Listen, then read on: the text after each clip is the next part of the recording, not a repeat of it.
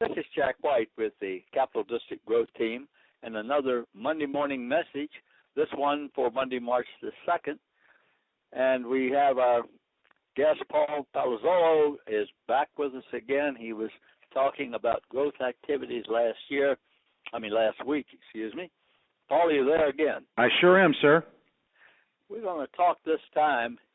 Paul, if you remember from last week, is the president-elect of Kiwanis International. I didn't tell you much else about him because we have a program. And family is a big role in our life. Yeah. You got family, you got a very responsible job, and all this stuff in Kiwanis.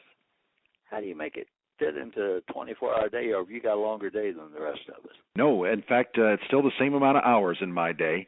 But you know what? I learned very early on in my life that, it's important to give back to the community. And I learned that, and we'll talk a little bit shortly here about my involvement in Key Club as a high school student. Well, go on, tell about it. Well, when I joined high school, I was not very outgoing, not very well organized, or not very able to communicate my ideas. And then I joined a Kiwanis-sponsored group called Key Club in my high school, Griffin High School here in Springfield. And I met Kiwanians who began to make a difference in my life, teaching me how to do things correctly, precisely, and how to get involved with service, how to communicate with others. And we really had a great Key Club and a great Kiwanis Club sponsor. And they taught me that it's important to give back to the community. And so when we talk about young people in today's society, whether, if they've got, family and a job and extracurricular activities in the community, it's important to make time to make a difference. And we have so many things that pull us in many different directions these days. But none of us have the time to do what we do in Kiwanis. But we make time because what we do in Kiwanis is important. And there are a whole host of ways that people can give back to their communities. And what we need to do in our Kiwanis clubs is to make it the way for people, no matter what age, no matter what their job situation or what their family situation is, we need to make it as the way to give back to the community. And that's what I learned in Key Club when I joined Key Club in 1980 as a freshman, got involved locally in the club level and then on the Illinois Eastern Iowa District level of Key Club, ultimately in my senior year in high school, serving as a Key Club district governor. And I tell you, I learned those values of service and I learned those values of leadership thanks to the adults that were Kiwanis sponsors when I was in high school. And that's what we need to do. The Kiwanis Club there at Springfield that sponsored your club was a hands-on sponsor. They didn't just charter you and let you loose, did they? That's correct. And when you talk about that, it's not just writing a check.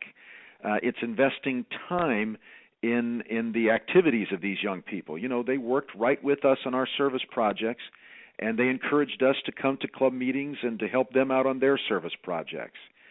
So it was a unique way of doing things together as a team, not with just, maybe 4 or 5 people, but maybe 14 or 15 people as a team to get something done. And we met the adult leaders in our community that were serving as examples for us.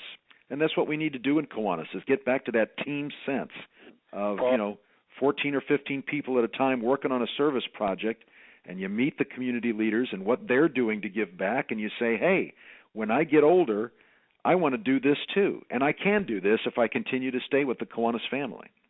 This has been it's an ongoing issue, problem among Kiwanians that I've known, I've been aware of.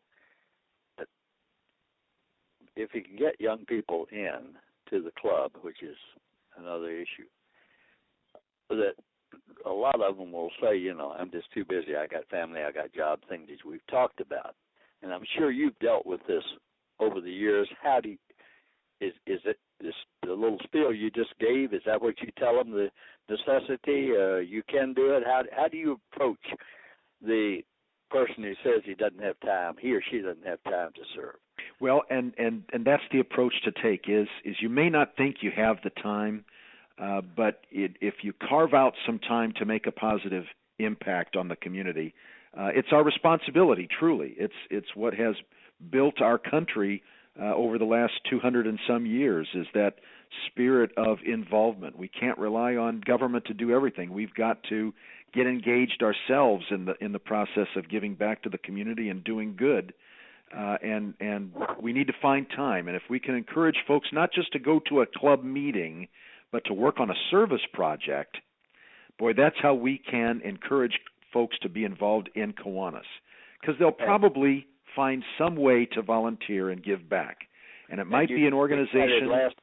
We chatted in the last section about the fun aspect of it, and that's important if people, so it doesn't look like a dredge thing. Absolutely. Something they look forward to. Absolutely. They're going to meet friends. They're going to make friends, and the social element of Kiwanis is what brings people back and then truly realize that if they're having fun while giving back, it's a great combination in life that keeps you wanting to come back and get involved in Kiwanis.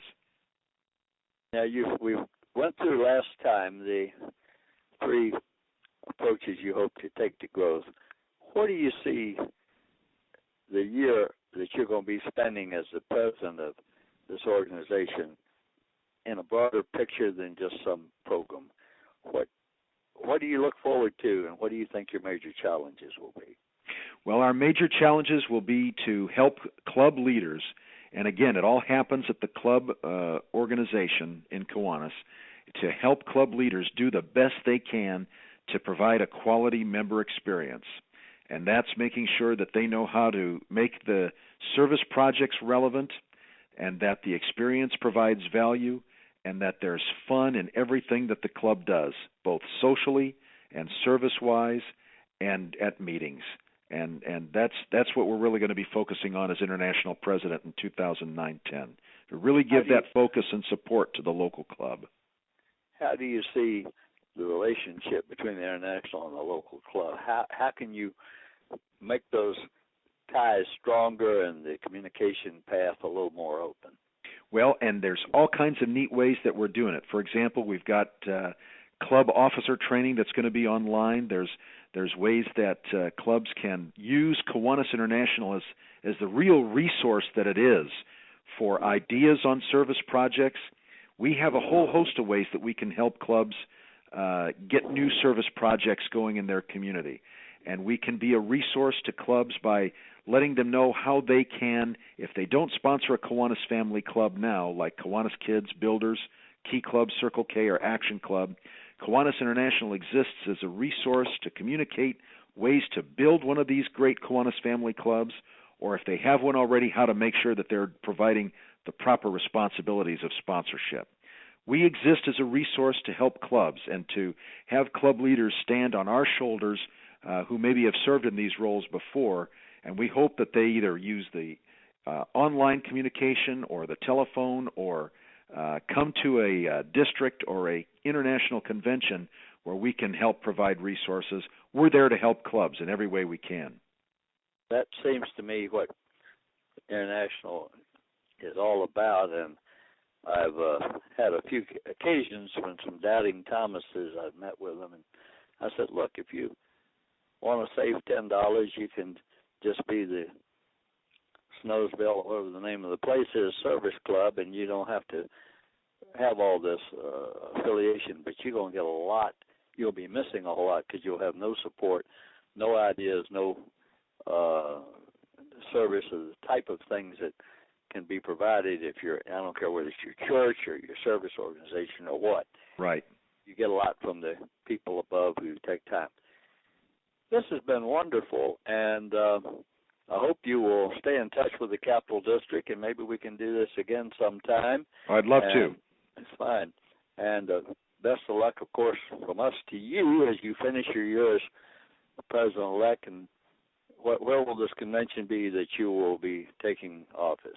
In June of 2009, we'll be in Nashville, Tennessee for the Kiwanis International Convention, and we encourage as many Kiwanians and their guests as possible to attend and talk about, like what we talked about earlier, getting the ideas and resources that are available at those events and come back motivated to do great service and to grow for service. I'm just ready to make my reservations right now. Great. My wife and I were talking about it last night. Paul Palazzolo, thank you so much. That's another Monday morning message from the Capital District Growth Team. Jack White, thank you for listening.